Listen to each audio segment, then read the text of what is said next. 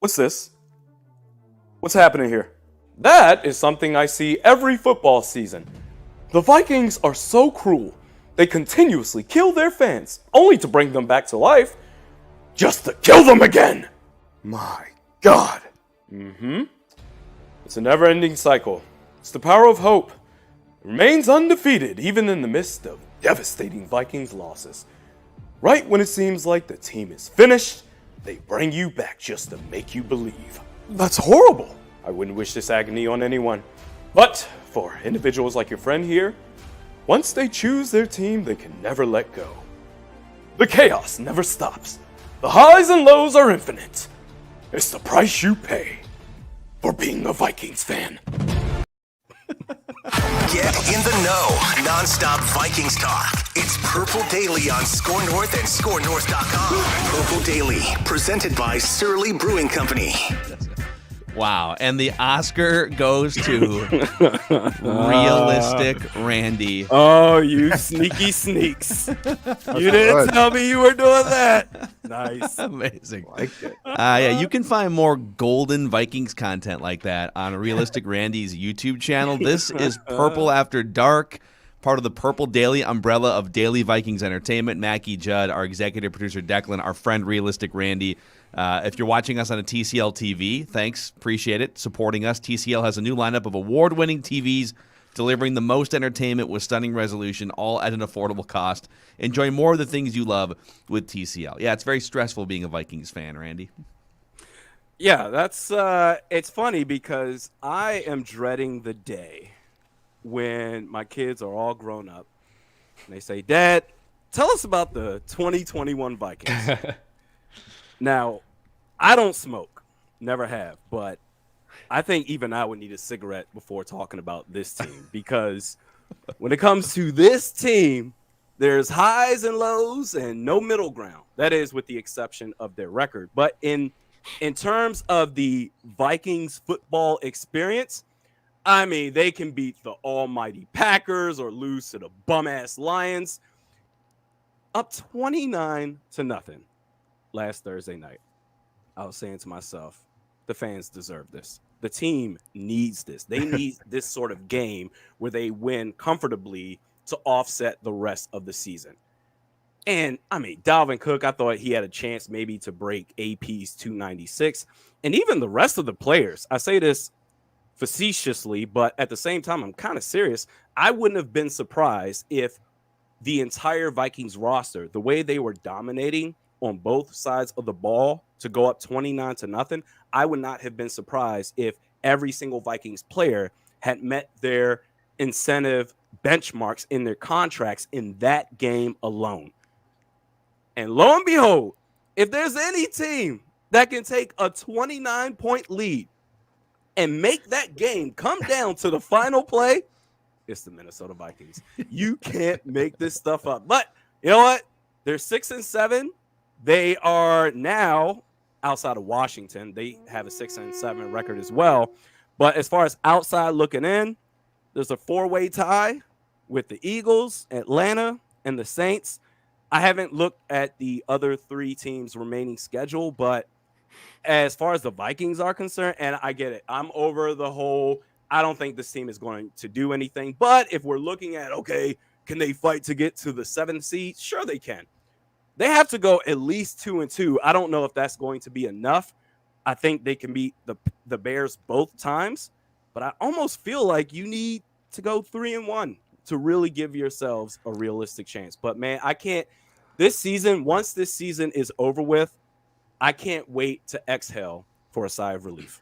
And you know, we are getting closer by the day, gents. There's no question in my mind to Kirk, Dalvin, Thielen, or probably two of those three going into COVID protocol because it's taken off now. So when you got to put that out there in the universe? Because it's going to happen. Because it's the Vikings. It's going to the Vikings have had the second most players this season placed on the COVID list. Well, and what today alone? Kirk has avoided it to this point. But today alone, I think around the league, it's like 67 players or something like that. Like it's spreading, and so it's only we're going to be on the precipice of like the Packer game, right? Or the Rams game, probably not the Bears game. Okay, let's say it happens before the Bears game. And it's All going right. to be like, yep. Oh, Do you start Sean Mannion or Kellen Mond? Sean Mannion? Yeah, you Oh gotta my God, start no! Mannion. You have to. No one knows if Mond where he is. Talk about being in COVID protocol. I He's think the backup I would quarterback. I would rather Witness take my protection. chances on Kellen Mond. Yep. We know what Sean Mannion's going to do Yep. in that game. No, we don't. I will take my. I mean, is there some level to Sean Mannion's game? No, Sean Mannion understands the playbook. He Yeah, that's helps true. coach Kirk Cousins up to understand the game plan moving forward. I mean, I don't think Sean Mannion's any good. I think he's more of a coach than a football player. But the way that the Vikings have treated him, no, if Kirk Cousins goes down, Yeah. it's Sean Mannion time, baby. Let's get it rolling. And you Sean, guys know, print the shirts. Let's and get you it. guys Yeah. know though that this being the Vikings, this is going to take place at some point in time. Like it just makes too much sense. It's Go just on the how- record. It's how this Come on. team works. Come on, I'll do it tomorrow. You're I'll in do a it tomorrow. tight completion percentage I'll race do it- here, and I'll write that do it down. tomorrow. I will tell you right now. There is no question in my mind. We are on the precipice at some point in time of the Vikings list. Quarterback Kirk Cousins, Michigan State, and it's 10 days then. So it's going to be 2 games. You know this is going to happen. Man. It's this team. You know, the other we should dive into this too real quick because, you know, speaking of Kirk, so today I saw Tom Pelissero had this. It's all over the place now. We now know what the 2022 team salary cap is going to be. So it came down in 2019. It was like 198 million, I think, and then because of COVID, they brought it down into the 180 some range, 184, 186. I can't remember exactly, but it's now back up for next year over 200 million. It's going to be $208.2 million. Here's the problem for the Vikings. So the good news is all kinds of guys, because the cap came way down this year, you had all kinds of veteran players that signed basically like 1-year deals or like a 1-year deal with multiple void years. There's going to be a ton of really good free agents on the market this offseason.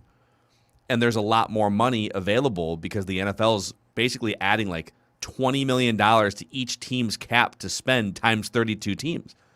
The problem for the Vikings is they're an estimated $10 million over the cap going into the offseason. So you have to find a way, and and every year they find a way. I mean, last year they were like $15 million over or something, and they wind up.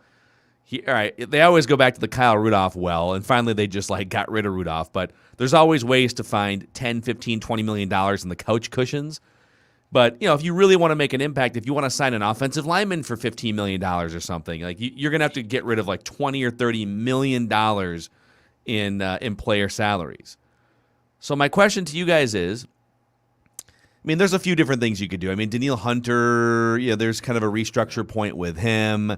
Adam Thielen's actually the 3rd highest cap hit on the team at $17 million. I want him on the team next year, but you could probably find some money in the couch cushions there. But Kirk Cousins is set to take up 22% of the team's salary cap at $45 million. It's the 2nd or 3rd highest cap hit of any player in the NFL for next year. What do you guys do? If you're Rick Spielman, or maybe there's a GM that takes over for Rick Spielman, like I'll start with Randy here. How do you clear money, and what do you do with Kirk Cousins? Do you just say, all right, let's play on a ridiculous $45 million cap hit and just wait till next year? Do you try to trade him? Do you try to restructure and extend him for like 3 more years? What do you do? With Kirk Cousins, I feel like if you're trying to shave off a big portion of that cap space, you have to trade Kirk Cousins. What is the backup plan for your starting quarterback in 22? I guess that depends on which regime is here. But there are going to be some QB needy teams out there. There always are. Denver, top of my head. Pittsburgh, if Ben Roethlisberger doesn't remain with the Steelers after this season. Tomlin and Cousins would be a fun pairing, wouldn't that? It would. And I know this is almost, you never do this as far as trading within your own division, but if Aaron Rodgers decides to go somewhere else, that's a team you could trade him to. I'm just saying there are teams out there. If you want to make that trade happen, you can do it. I don't think the Vikings would speculation do is it, 2 but days early here. It's Randy. crazy. I'm just saying there are always some QB needy teams out there. Who do you have as your starting quarterback in 22? Because as it stands right now, Sean Mannion would take the reins. leading this team to victory. God. That's what this team has told me for the last 2 years. Kellen Mond, he's not ready. He's inactive every single game, damn near. So you need to have a viable option. But I mean, besides that, you can always get rid of Anthony Barr, Michael Pierce. There are ways to move around it. But with Rob Brzezinski there has never been a moment where this team, they can't figure out the cap space, even if they're 10, 15, 20 million over to start the offseason. So I'm always in wait and see mode. Every single time we're like, oh, how are the Vikings going to get out of this? They do some restructures. But yeah, Kirk Cousins, if you want to move on, you can. Who's going to be your starting quarterback in 22? So the cap was 198.2 million in 2020. It came down this year to 182.5, and it's going to go back up by 10 over 2020 to 208.2. So 26 million more. Yeah. Yes. So and it was before the pandemic, traditionally going up in increments of 10. So like this returns you to that. So it should have been 218 if we didn't have the pandemic, but unfortunately we did.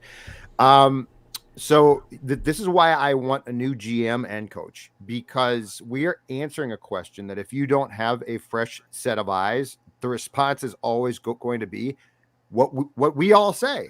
Rob will fix it. Hey, Rob, what should we do here?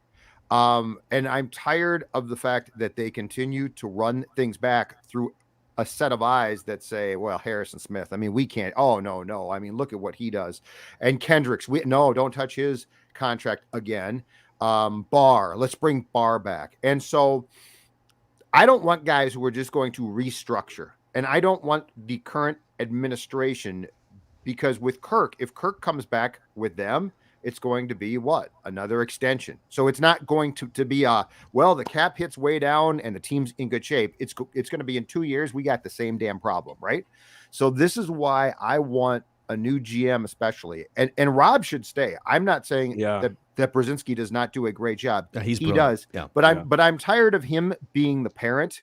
Mom and Dad, I fell again. Can you tape my knee up? Oh, sure, son. I want somebody to say, here's some tough love across the board. And instead of Rob fixing it, Rob can certainly help out with the fixes. But I mean, we're talking about decisions on Cousins for sure, Hunter, Kendricks, Smith, Barr. And I feel like if they don't go in a different direction, I know what a lot of those answers are going to be, and they're going to be attempts to like restructure, but they're not going to be attempts to change things. And that's why I'm saying I don't, at this point in time, guys, even trust us, because we're like, well, they'll just do this and do that. All right, I want someone to come in and say, no, we are pivoting here. New coach, new scheme, offense is king now. Here's what we're going to do. And it's not going to be to try to make a bunch of current veterans happy, Phil. So I'll start by saying there's zero chance I play Kirk Cousins on a $45 million or 22% cap hit. Mm-hmm. So just for some context here, and I won't get too in the weeds because I think a lot of people probably just like glaze over when we talk about cap stuff. But it is important because this is how you construct a roster. You can't, and I know there's certain things you can do, but ultimately no team has ever won a Super Bowl paying one player, a quarterback, 13% or more of the salary cap. So that number this year is $24 million. So there's only looks like six quarterbacks that are above that threshold this year. So historically, like, teams do not win Super Bowls when they're paying their quarterback that much money. So here are the guys. Russell Wilson, they're not going to win one. Kirk Cousins, I mean, the Vikings would have to get white hot the next 2 months to win a Super Bowl. Aaron Rodgers, the Packers are one of the favorites to win the Super Bowl. And I think a guy like Aaron Rodgers or a Pat Mahomes at some point when his cap hit goes back up, I could see those guys sort of carrying their team to a Super Bowl. Matt Ryan, they're not going to win it. Jimmy Garoppolo, Niners, I mean, they're getting hot, but I don't see it. And then Big Ben and the Steelers, his cap hit is over that threshold. Everybody else either restructured to get below that threshold, Tom Brady, Pat Mahomes, or they're on a rookie scale contract like Joe Burrow or Kyler Murray or Josh Allen, or for whatever reason they like Dak Prescott's number doesn't kick in until I think next year, like the big number. So I would go to Kirk and I would say, listen, buddy, we just don't think you're going to be the first guy that leads a team to a Super Bowl making more than 13% of the cap. So that magic number next year is a $27 million hit. So we got to go from 45 down to 27 or lower, ideally for 2022 and 2023. Can you still feed your family if we re-sign you to a long-term extension, like a 3-year deal? I'm open to bringing Kirk back on a much lower cap number if it allows me to get a right guard, a veteran right guard in free agency, some more depth along offensive line, defensive line. Like I'm here for another couple of years of Kirk at a different price because we don't know. Kellen Mond's not taking over. It's kind of a weak quarterback draft, but I also need an offensive-minded head coach to go along with it. But I'm open to this possibility. Wasn't it Latrell Sprewell with the Minnesota Timberwolves that said, "I need to feed my family"? Got kids to feed, man. Yeah, I got 3 kids years, to 3 feed years, and all that $21 million for Not Spree. enough. Yeah, Money I just don't see Kirk Cousins budging on his contract as it stands right now. It just doesn't seem like something he would do. For what it's worth, as it stands right now, in 22, the Vikings are minus 10, so they're 10 million over the cap. If you get rid of Danielle Hunter's contract and Michael Pierce's contract alone, that puts you at 15 under. If you really want to get spicy, It also gives you zero defensive line. well, that's true. But if you really want to get spicy, you can let go of Harrison Smith. That puts you at almost 21 under. I'm not saying the Cam Vikings Bynum would is do sitting that. there. Cam Bynum's got to play. I just, you need to have a legit option in 22 as your starting quarterback, because I feel like, and this is from the outside looking in, I just feel like Kirk Cousins, he's not budging on his contract. Yeah, and Kirk, I believe from what we've heard, they went to Kirk in March and said, "Kirk, let's bring it down, baby. Let's renegotiate that sucker." And he said, "No, I did it last year. I'm good." So he's not going to change it. Kirk Cousins is very proud of the fact, right or wrong, that when he signed with the Vikings in 2018, he set the market. Like, that's a big deal to Kirk. Yeah, Kirk and that's cool. And established a market. and you did it, and he never has to give that back. That's awesome. Like, Right. congratulations. saying- Now it's time to worry about your legacy and winning But- a Super Bowl. But what about when you went to him in March of 2021 and said the same thing? Because, I mean, this team, theoretically, in this league, should be a Super Bowl contender. And he said no. Like, that's a big no right there. I don't think he's going to change his tune in March of 2022. And here's the problem. Like, let's say we go I down the agree with path what you're that, saying. like, Randy, you just laid out a like, yes, like you could, if you decided, all right, Danielle Hunter, you were so good, but like you just can't stay healthy now, and so goodbye. You are the weakest link. Goodbye. You saved 19 million there, and then Michael Pierce. All right, you're just like your elbow always hurts, and I don't know. You would save $6 million there. Here's the problem. Kirk Cousins isn't good enough to overcome these deficiencies that you leave on the roster. Like, this is the game that the Vikings keep playing. Well, like, okay, let's keep Kirk's contract intact and just do the best we can with the rest of the roster. Well, now you're looking at rebuilding a defensive line. You still don't have a right guard, and you got some free agency money to spend. But, he's not good enough to overcome a below-average defensive line that gets gashed, which is what's happening this year, and an offensive line that allows pressure because he's not good against pressure. And so, I mean, you can almost work with him, and I get that this is a pipe dream for all the reasons you guys are saying, and say, listen, we think if we can keep you as clean in the pocket as possible, like, let's go from being a bottom 10 offensive line to being top 5 in pass protection and maintain depth along the defensive line. And for that to happen, you can't have a $45 million cap hit because we can't afford to get all those things for, couch cushion money in free agency. But let's be honest here. The whole idea of, okay, it's all about a Super Bowl, that's in the owner's eyes. It's not in the player's eyes anymore. They want to cash in. It's money first and then legacy later for most of these players anyway. And I'm sorry, for the Vikings, knowing who you signed in 2018, this guy needs an offensive line, you can't bleep the bed up until now and say, Right. Oh, bleep, okay, $45 million against the cap. Now what are we going to do? You built your own bed. You wasted a second-round pick on Ezra Cleveland, a left tackle who you're now playing at guard. you have not addressed the right guard position. I'm so sick and tired of talking about this offensive line. You knew who you signed in 2018. So don't wait until now. The cap hit, oh my God, it's in shambles. What are we going to do to then throw spaghetti at a wall and see if it sticks to change everything up? This is what you've done. You've made your own bed, now lie in it. And that's why it's so important that on January 10th, loyalty gets shown at the door. I don't want loyalty there. I want hardcore business decisions that are going to come off as brutal. That's what this team needs. So if you get a new GM and coach and they call Kirk in and give the entire speech that Phil just gave, and Kirk's like, I mean, I set the market. I mean, I'll stay, but I got, bye, Kirk. You're gone. Sure. I would be willing to take a step back, but I want loyalty to players to be out. And the only way to get that to happen, to jettison players left and right, is for new people to run the show. And I want them to look at things through the prism of offense. I don't want Mike coming in and saying to me, oh God, Kendricks and Harrison, and I mean, look at what they can do. Yeah, you know what? They're great. Right now, you're what, 6 and 7. Right. You have, well, since Kirk got here with this blueprint, you've made the playoffs once and won one game. And so that's why I want people that are not Randy, Phil, Judd, and Dex, or Rick and Mike. I want them to come in and look at this with a fresh viewpoint in which they say, the people here aren't important. What's important is, can the people win? But that's why you need a new regime in order yes. to make that happen. Because Correct. if you stick with the same regime, they don't have the luxury to say, okay, Correct. we may not have an option as a viable starting quarterback in 22, but we're going to get rid of this cap space.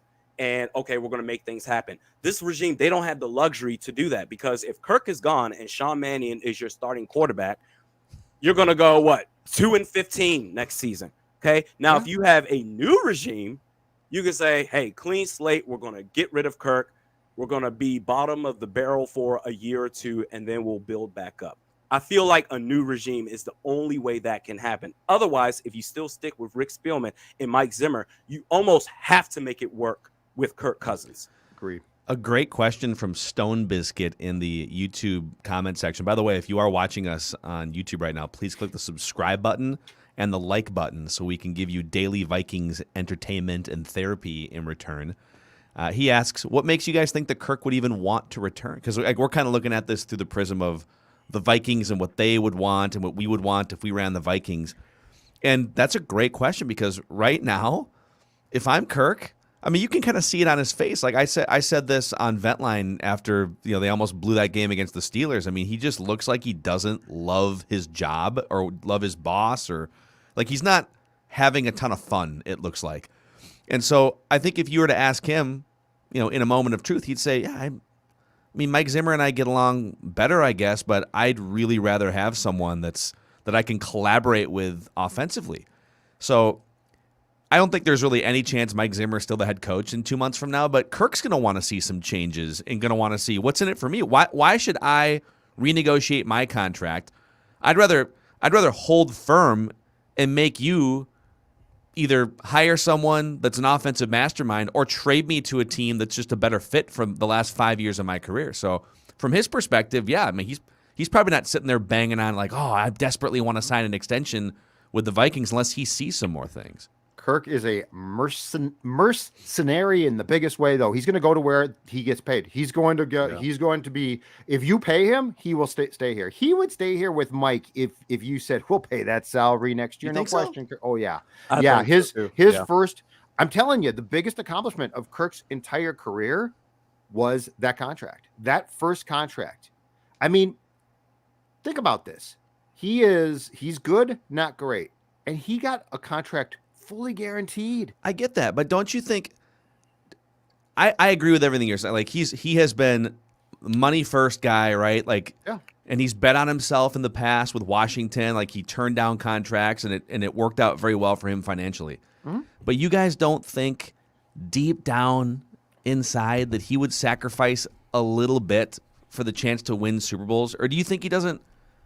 He doesn't prioritize that. You guys literally think he doesn't prioritize. I think most of these football players don't care. I think they they prioritize money first. And if I'm getting paid, okay, we can talk Super Bowl later. We can talk about sacrificing maybe a little here, but they want to get paid first. I feel like growing up, I remember oh man, we got to do what's right for the team and win the championship and rah, rah, rah. And you know what? This is the doing of the league itself. The National Football League, which is, I mean, it's the most popular sport in all of the USA. They treat their players like crap compared to the other pro sports. NBA, Major League Baseball, they get all these guaranteed contracts. But in football, which is the most popular, oh my God, we'll sign you for a $500 million contract, but only $2 is guaranteed and we'll cut you tomorrow. It's ridiculous. So I don't blame the players for thinking that way. And I think Kirk Cousins is in that same boat. Yep. Kirk's championship in life is that contract. Like that's his, that's how he sees it. And look, you're exactly right. This is an awful sport. Like, it's fun to watch. I enjoy it immensely. But it's a brutal sport to play. And they don't care about people. Like, for all of this, well, we care about, play. No, you don't, which is part of it. But Kirk Cousins, his whole life, has gone after things that aren't championships. He has gone after, well, I was a 3rd-round pick at RG3. You see that? And then Washington's like, yeah, we'll franchise you. And he's like, I'm going to use that, right? Kirk's motivations in life are different, which is not awful. But, I mean, I think we have to see Kirk for who Kirk is. And unfortunately, I don't think a Super Bowl championship trophy is like atop his list. I mean, until it's funny because I feel like I've been the hardest on Kirk of anybody. I'm trying to be really? And I'm the one that's sitting here kind of on the other side saying, like, I think I see something in there somewhere. I think he's. So here's my question. All right, let's say you have these conversations and he's just not going to budge. He's not going to restructure for whatever reason. Either he doesn't like. He wants to wait and see on the coach. Like, even if they hire an offensive coach, like, let's say they hire a Doug Peterson or maybe they hire a Byron Leftwich. He might want to wait and see for a year. Okay, do I mesh with this person before I make a decision? And then by the time I get to that point, I'd rather just hit the open market, right, when I'm an unrestricted free agent. So if for whatever reason, if he decides I'm not going to restructure, guys, I'm either going to play on an absurd $45 million cap hit, or you can find a way to trade me to somebody, and then maybe I'll restructure, elsewhere. What do you think the market would be for Kirk? And I've seen a couple comments like nobody would want, like no one, and even Royce has said this with us too, like no one's going to want that contract. I disagree. I think there are teams out there that are either between quarterbacks or might be looking to draft a quarterback in the next 2 drafts, and they're looking to go from garbage to average. And I think Kirk can help with that. The Lions in his home state, the Houston Texans looking for just some professionalism. Tyrod Taylor, I would argue, is a professional answer. But if they're looking for somebody to come in and just be a professional quarterback, and there's probably 2 or 3 other franchises too. I don't know that it's worth a 1st-round pick at that number because I think whoever would be trading would say, well, we're not going to give you a first because we have to take on $45 million and or extend him. The Vikings gave up a 1st-round pick for Sam Bradford, but his cap hit was like 20th in the league. It was like a $7 million cap hit in 2016. So, they were getting kind of a discount on what was a former number 1 overall pick. I think there would be a market. It's probably more like a 3rd or a 4th-round pick, but what do you guys think? I feel like you can get a 2nd or a 1st, quite honestly, especially for a team that feels like they're a quarterback away from competing. So I'm looking at right now, Carolina, very good defense. Denver, Philly even. I feel like quarterbacks or teams that feel like they're a quarterback away from competing, they will give up a 2nd round or a 1st-round draft pick. You got to remember, when they traded for Sam Bradford, it was also a desperation factor because they went from 2015, okay, our kicker, he just completely bleeped the bed, and we should have beat Seattle, but my God, okay, we lost Teddy Bridgewater, and this sucks, but we're going to bring in Sam Bradford, and everything's going to be just great. There was a desperation factor, and I actually praised Rick Spielman for making that move. It didn't work out in 2016, but okay, whatever. There are teams that are still fighting for their jobs. If you're a head coach and you're a GM, you're trying to prove yourself. There are teams out there, they will be willing to trade a first or a second round pick for Kirk Cousins. He's having a great year, man. They put up 36 against Pittsburgh last week. He's having a really, really good year. And I think a team will be willing to give up a lot for that man. One more thought here, and I'll throw it to Judd, but I just saw someone comment on the YouTube comment section that you guys are dreaming. Here we go. I'm going to throw this up on the screen here from Josh Brunner. You're dreaming Macadac. No one else will fall in the Kirk trap. But the Kirk trap is when you're trying to become a Super Bowl contender. The trap is that look at his numbers. Like he's the final piece to a Super Bowl puzzle. That's a trap.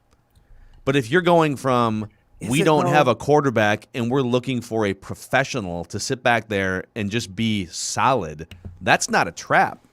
He'll give you that. Well, Look at the Colts. The Colts give up a second and a third to get Carson Wentz, and Carson Wentz it turned into a first. And it actually turns into a first this week, which is hilarious. But that's the example. Carson Wentz is stable. Is Carson Wentz great? No, but that team was ready and they wanted a quarterback. But there's also the connection of Frank Reich with Carson Wentz in Philly. But also, Carson Wentz is nowhere near the quarterback that Kirk Cousins is. He never was. He had that 1 year, 2017, before he got hurt, where he was having an MVP season. But as far as the collective body of work, Carson Wentz is nowhere near that. So if the Colts are willing to give up all that for Carson Wentz, I mean, look, if we're talking Carson Wentz and Kirk Cousins is here. Wentz is chilling right here. I think you guys are underestimating what teams are willing to give up for number 8. Well, and the most important thing is that comment is made with the assumption teams are smart. They ain't. They're not. They ain't. They're dumb. I mean, look at what Rick Spielman. If Rick would go to the effort to be as smart as he tries to look, he'd be great. But you know what he does? He comes with these folders of we have all of these analysis and we go through people's lives. And okay, how did Gladney 1 year in pull a woman allegedly by her hair while driving? Like you can't find out he's got a temper problem. Unique Ngakoue, Herndon. So don't give me this. Daniel Carlson just signed a big contract extension with Oakland. They cut him after a week and a half. But I mean, he didn't do some. But I'm saying that like these teams. So many of these teams think about Kirk. If we get Kirk, it'll be different. We'll change him. I'm telling you, it's the girlfriend thing. If I get this guy, I'll change him. Yeah. And then guess what happens? It doesn't work. And there is like, I know that some people are going to laugh at this, but, and again, I can't believe I'm sitting here like speaking on behalf of Kirk and defending him for the last half hour. And I've been like the biggest anti-Kirk savage for the last 2 years on the show. But there is still an unknown that egotistical offensive-minded coaches would probably be curious to tap into, right? Like he's been playing for possibly the worst coach to pair with him the last 4 years. One of them. Like Mike Zimmer is oil and water with Kirk Cousins. And so there's probably some, I mean, Kyle Shanahan's one of them. That's what I was going to say. Do we know how that franchise feels about Trey Lance? Because Garoppolo is easily gone, and all I'm saying is if you make the call, like that is the dream. Would you trade Kirk straight up for Trey Lance? Yeah. Yeah. Oh yeah, but 100%. I think yes. But I'm just saying I'm not convinced that San Francisco wouldn't at least have a long internal discussion if you called them and said, you know what? Because here's the thing. I think that's one team. If Kirk goes there, he would restructure. Because if he's back with Kyle, he's going to say, oh, man, my skills will be used here. I'll still break the bank, thank you. But I'm trying to think of places where Kirk would go restructure. And let's say you start by asking for a first-round pick and you take a second-round pick. I'd take that.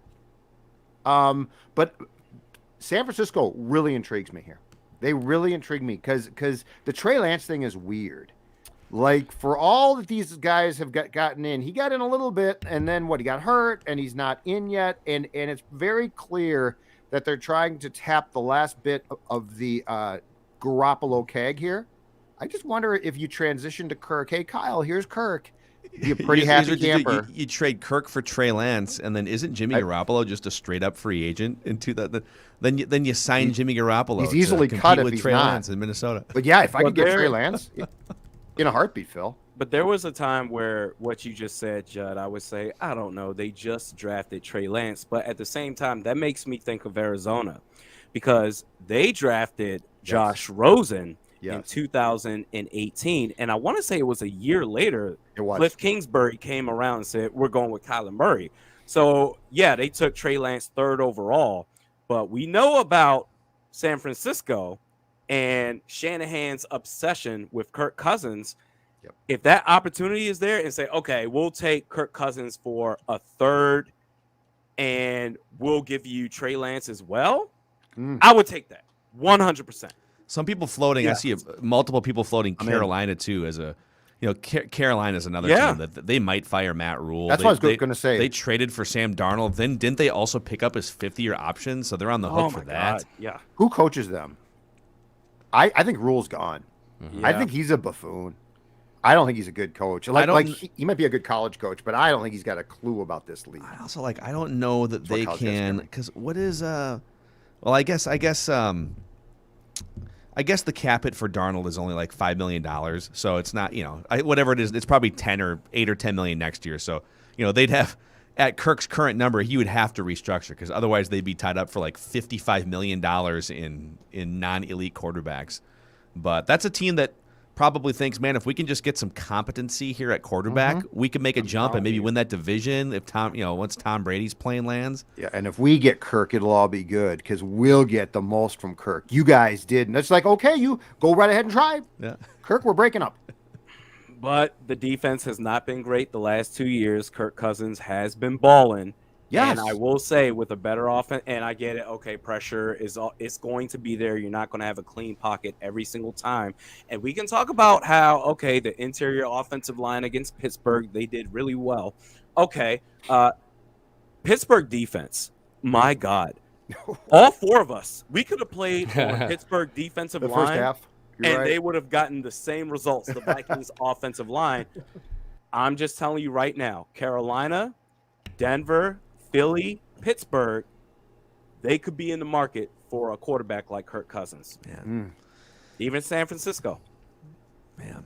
And go ahead, Jeff. I saw too that it looks like there's a possibility that Carr will be shopped as well. So Really? so there could be He a can be cut competition. easily. Yeah, so there could be a competition I love me some here Derek Carr, man. to get you. I like him too. He's do that, flawed, but but I don't I'm know that just he's that saying- much different than Cousins ultimately. But It just adds more of a mix to the potential quarterback stew, though. yeah. So this is just to kind of tie this all together too. I mean, this isn't about are you a Kirk hater? Are you not? There's so many nuanced layers to this. It's how much money is he going to make relative to the salary cap? If his cap hit is lower, can you bring in 2 or 3 better players? I mean, look right now. Tampa Bay is a great example, and New England, was the beneficiary of this, of Tom Brady's willingness to just keep kicking the salary cap can down the road, lowering his cap hits, and it allows them to bring in a 3rd awesome wide receiver, or it allows them to bring in, Ndamukong Suh or whatever. Like they just have extra wiggle room to bring guys in. Patrick Mahomes signed that 10-year contract extension for record money, and then immediately, like a month later, they said, "Oh, actually, let's lower your cap hit down to $7 million so we can afford Joe Tooney to help fix the offensive line in free agency." It's like the Vikings need that flexibility this offseason, whether Kirk's the quarterback or somebody else. Real quick, Judd, let's talk about Surly here. I feel like Surly has been such a great friend of the show, and we've been neglecting them tonight so far. Let's say hi to them. How could we too? How could we too? Yes, my friends have been a great friend of this show. Surly Brewing, and in particular the Surly Furious, which is delicious. And Declan, tell us about the Surly Christmas tree that you saw tonight, because you sent me a photo. It's on Twitter, and gentlemen, I'm telling you right now, that was a thing of beauty. I went down to the Surly Brew Hall this evening for some drinks and dinner, and just a phenomenal tree of nothing but Surly cans. For a man like Judd Zolgad, who I know wants to decorate Christmas trees, I think you take all those cans, Judd, just like I saw at the brew hall today, and you just start stacking that tree with Surly Furiouses, man. That's what you got to do. People Please think I go don't do love it. Christmas. I know, and it brings you to tears. You're just like George. Christmas. It's wonderful life. This is a wonderful Surly. This is exactly what it the is. richest beer on the face of the earth. Hee-haw, Surly Furious.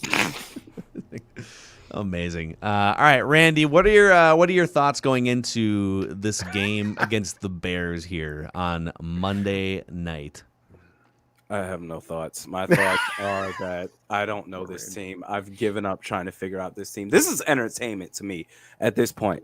The fan in me is dead. I don't know. They should beat the Bears both times this year. But my God, do they play down and up to their opponents or what? It's going to be a close game because it has been this entire season. I don't know.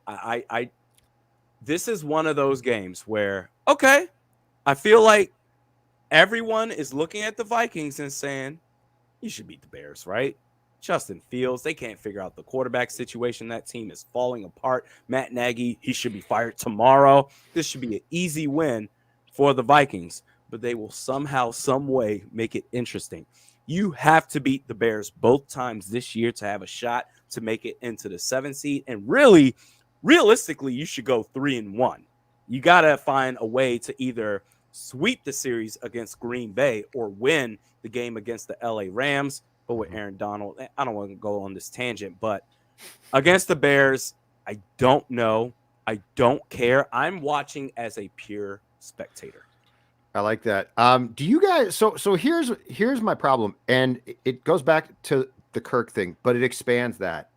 I honestly don't think that this team works as a whole. The 2017 team worked so well, like they were a team, and you could sense it, and like all of the weird stuff was fun because. And my example is this. When they broke up, when Smith broke up the pass, which was a great play in the end zone to bring an end to the Pittsburgh game, Harrison Smith and Barr like stood up and exhaled and like shook hands. Like they literally were like, get us out of here. That was just and Xavier Woods throws his helmet and is celebrate, and it just doesn't feel like it's galvanized. And that's just one example, but it's just, that's been my feeling from the coach on down. Like, I think you have to have a semblance of a team. Like you're having fun. Like they feel stressed. Right. But I mean, that's why I don't think it works, because they look stressed. They feel stressed. The veteran guys are like, this is a disaster. And like the new guys are like, hey, we won. And it's like, there's nothing that's galvanized about this team. And it feels like a lot of individuals, some of whom are talented, are just doing a job. I mean, this is football. It can't just be a job. I got a note from someone that Justin Jefferson went on a radio show in the last couple days in the Twin Cities and said something about how, like, we just need to play with more joy. Yeah. That there's just a lot of people that are really tense and uptight. Great quote. And, Wow. Not to make this all about Kirk all the time, but he is a teeth clencher. He regularly looks like he is at the dentist office when the game gets tight, right? He's not the one that's loosening the mood. He's not the one that's coming out and, he's not that Tom Brady, Russell Wilson, name your established quarterback with Super Bowl rings presence. He almost makes people, to me, probably feel more uptight. And I think Jefferson kind of confirmed that on the radio without saying names. Kirk has been around long enough, as well as Smith and Barr, like you mentioned, Judd, to know that this has been all too common. I will say, though, in Kirk's defense, in 2018, now, mind you, this was after the embarrassing loss in the NFC Championship game at Philly. The Vikings, they went to Philly to take on the Eagles again in 2018. Kirk Cousins was in the middle of that pregame huddle firing dudes up. This was his first year with the Vikings. He was like, listen, I understand the enormous stress that you're going through because this is the team that kicked your ass last year, but I'm here now. He's been here long enough to be, oh, God. it's one thing where you're new on the block like Xavier Woods and you want to throw your helmet up in the air and say, oh, man, this is great. This is fantastic. We won. But even a guy like Kirk Cousins, who started off like a new pup in 2018, and as the years went on, it's just, oh, boy. This is Justin Jefferson. He's new. Second year with this team. Well, I feel like – go ahead. Oh, well, he's a star. So he's like, this is fun. This is great. I'm good. We're good, right? And the players are like, I don't know. But I don't think it's Kirk here. I think that what Jefferson said is a message at Mike, because I think Mike is the first clincher. When you win or play in as many close games as this team has, and at some point in time, you don't just embrace it. It's always like, I've told the guys they shouldn't be doing this, or I've told the guys they shouldn't be doing that. At some point in time, this is good or bad, your identity. And Mike is always like, "Urgh," and then Mike gets uptight. And I felt like when they went to the conference championship game in 17, that the players overcame Mike because they seemed to get along. They loved Case. It was, and I mean, Mike's the one that came in every week, you guys, and it was like, well, he's not going to get away with that for long. And Mike might have been right, but do you need to hear that? Like, if you're Keenum or a player, do you need to hear, well, this ain't going to work? Because it is in lots of ways a self-fulfilling prophecy, because eventually it didn't work. So I think that Jefferson is talking as much about Mike, Phil, and the fact that from the very top, like, Kubiak's uptight. Why? Because Mike's uptight. Mike's uptight constantly. We're winning too many close games. They're all uptight. Yes. All three of those dudes are uptight, and Kirk being the third one. Embrace the identity at some point in time.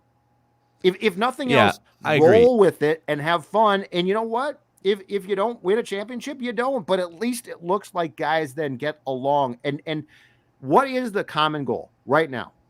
The 2021 Vikings. What is the common goal? Because I have no clue. Well, to your point about embracing, it's been 12 games, right? They're 13. They're 6-7, 13. And whether it's blown leads or comebacks or just like close games for 3 hours, every game has been close, and they are fighting and resisting it. Right? Mike Zimmer is like lamenting the fact that they play close games, and oh my God, I really wish that. They say that Sunday fun day, it's really not fun when you're playing all these close games. Dude, this is your chance. Like, don't fight it. This is the reality. You play close games. Like, ideally, would it be nice to blow some teams out? Yeah, and you should probably work on that. But he's had a chance all season to make it the stamp of this team. The identity, to your point, of this team is we freaking love close games. Yep. We hope the game is close because we embrace close games. And instead it's like, he makes it, I think, this is just me sort of gleaning, but by him resisting close games and putting an arm up and saying, we really don't like playing these close games, he's projecting that onto the players. And so when they get into the close games, there's a pucker factor. Now, they've still won some of these close games, but I feel like they probably would have 2 or 3 additional wins in close games if there was a little bit more of an embracing of the reality here.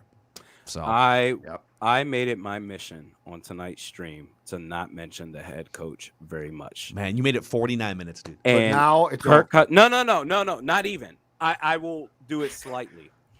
I saw Kirk Cousins come to this team in 2018 with fire in the belly, and his spirit just got slowly beaten out of him with this regime. I will say, for 2 points, if we bring in Eric Bieniemy or a Brian Daboll, an offensive-minded head coach with energy, I feel like we will get that same 2018 Kirk again, along with Phil, what you're talking about. Perhaps, maybe even if it's a 1% chance that Kirk Cousins may restructure his contract for a lower cap hit. Mm-hmm. I think it's possible. Okay, I'm going to ask just a question here to Randy's point. How many times, like there's that infamous clip of Kirk scaring the crap out of Mike after that Lions win earlier in the season, right? You like that? And he's like accosting him. How many times has Kirk made let me back up a step. I was watching the Rams-Cardinals the other night, and Sean McVay, every time there was a big play, like OBJ makes a big catch, and McVay runs right up to him as he's coming off the field, and he's hitting him on the helmet. Yeah, like that's you stayed patient, right? They had him mic'd up last week. Yep. How many times, in fairness to Kirk, has he made a big throw? Not that Mike doesn't shake hands or congratulate, and come to the sidelines to an over-the-top, joyous, yeah, Mike Zimmer, like, that's how we do it, right? Yeah. I don't see it. Well, I mean, am I missing it? No, you're not, because Clint's upstairs, so he can't do it on the sidelines, and Mike Zimmer doesn't do it. But you're right. If you make a big boy play in high pressure situations, it's good to get a pat on the back once in a while. And Kirk doesn't have that, and he does need the attaboys once in a while because that's just who he is. I think Kirk Cousins is a good quarterback. I think the Vikings can win a championship with Kirk Cousins, but it's just the leadership just hasn't been very supportive of them. Because you're right. Any other quarterback, they're making big plays. Heck yeah. F yeah. What? Good for you, boy. You did that. Hell yeah. And Mike Zimmer, well, you did it. Okay. Well, now let's get back to defense. And Kirk, too. So when Kirk threw that pick on his first pass of the second half at San Fran, that's a time when you need Zim to go up to Kirk. Hey, dude, it's fine. It's fine. Get in Kirk's face and say, you are going to go out there and destroy them now. And instead you don't. Like there's so many things about people that aren't done right here. And like there's, well, we got to bring Barr back because he knows my system instead of, okay, but he's hurt now. And so there gets to be a point in time where it's probably best to say, we really appreciate you, but you're cut. And with Kirk, there's never, an embracing of Kirk. There's never been, I mean, he literally, Case Keenum was on one of the greatest magic carpet rides you will ever see. Yeah. It was not going to last. We all knew that. It was one of the greatest stories, a fairy tale, a movie. And Mike spent every post game pointing out that this couldn't last. It's not 1984. And Mike could do that. And here's where he falls short as a leader. Everyone knows it's a magic carpet ride that's not going to last. Right. It's not your job to state the obvious so that everyone knows that you're right. It's your job to lead and empower and get guys to buy in, even if it's fake. We all know the Case Keenum thing was fake. He's not Tom Brady. Of course the carriage was going to turn into a pumpkin. Your job is to continue to make everyone, including Case, think and believe that it's real, right? And maybe they lose to the Eagles regardless. Who knows? They just got shellacked on defense in that game. But growing up as a kid, I can tell you right now, when I've had a mentor, when I've played in youth sports and I made a big play and someone was right there to say, and I've had confidence issues my entire life, but when someone was right there to say, hey, you did the damn thing. Hell yeah, good for you. Yes. And yes, we can say, okay, you're making $100 gazillion, Kirk Cousins. You're a grown ass man, but this is who he is. He literally has to go back to the sidelines, big play or not, and sit there and just process it himself or get riled up with his own teammates. That's not good. That's not good coaching. That's not the good coaching that Kirk Cousins needs. It makes a big difference. So that's why I feel like with a guy like Bieniemy or Daboll, it could change everything for this team, including Kirk Cousins, if he is to remain with this team. Now Bieniemy will get into you too. He'll boost you up. Yeah, but he will destroy your soul and get into your face too. If you fumble, you're pretty much dead. Imagine throwing a 75-yard touchdown and then going back and to the sidelines and no one's there. And your coach has the bifocals on the bridge of his nose looking at the defensive play chart. That's exactly it. What are we going to do defensively? It really is. Yeah. But I'm done talking about Zimmer. He's a great coach. It's important. It's important. Yeah. This is great, guys. We gotta wrap it here because we're almost an hour into this thing. But you can find Realistic Randy and his Vikings content on his own YouTube channel. So go click subscribe on that thing, and we'll see you next week, man. This is the Vikings are right in the thick of it for the 7th seed. Oh, a lot of interesting off-season storylines on the horizon. Get fired up. 7th seed. Let's bring it. I want Tom Brady in the first round. I want Tom Brady in Tampa, Kirk Cousins, the rematch without Dan Bailey this time. I want no one in the first round. Vikings miss the playoffs. Zimmer gets fired. January 10th. We can all move on. Yep. Just get it over with. Time for changes. My Jan God. 10, Randy. Jan 10. That's the day. Daily Vikings entertainment right here on Purple Daily. Write that down. Predictions tomorrow. See you guys.